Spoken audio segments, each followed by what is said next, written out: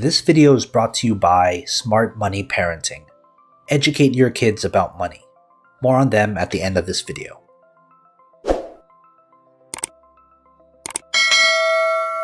Why do Asian restaurants only accept cash?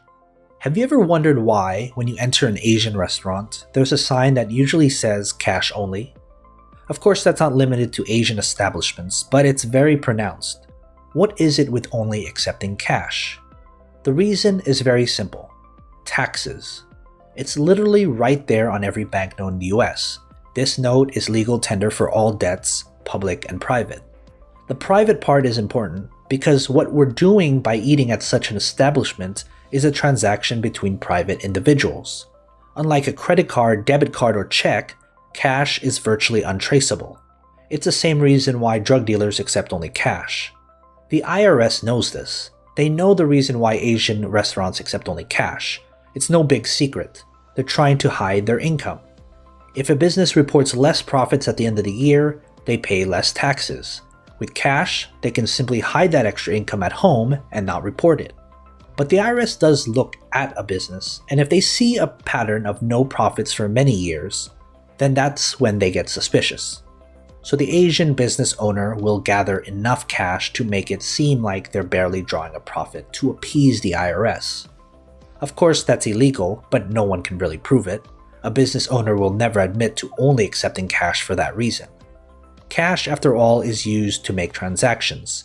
If there's a loophole, you'll be sure that smart people will find it. But I'm not saying Asians do this to avoid paying taxes. They can give another, more legal reason why they only accept cash. Credit cards charge a small fee to the business for every transaction. Many of the major credit cards charge around 2% plus 10 cents per transaction.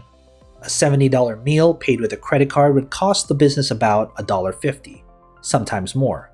Add that up throughout the year, and that comes out to hundreds of dollars wasted.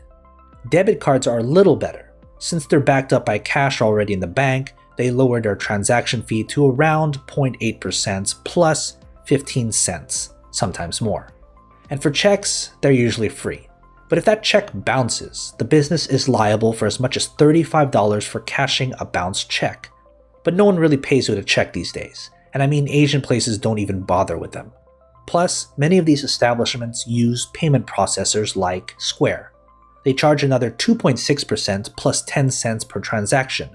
It's even worse if the payments are made online. So yeah, avoiding this wasteful credit card trap is good enough to only accept cash. As an upstanding citizen, you can believe any reason. They only accept cash to avoid taxes, or they accept cash to avoid credit card transaction fees. That's why you, nor any regulatory body, has any reason to believe Asian establishments are accepting cash just to hide their money. But hey, you've learned something new. This episode has been brought to you by Smart Money Parenting. I created Smart Money Parenting as a way to teach parents how to educate their kids about money. By starting at an early age using incentives, habits, and money, your kids will grow up to become financially literate adults. We learn almost everything in school, but the one thing most people don't learn is simple budgeting, saving, and even investing. We're brought into a world that revolves around money, yet our kids lack the knowledge and preparation to take on that world. Let's change that.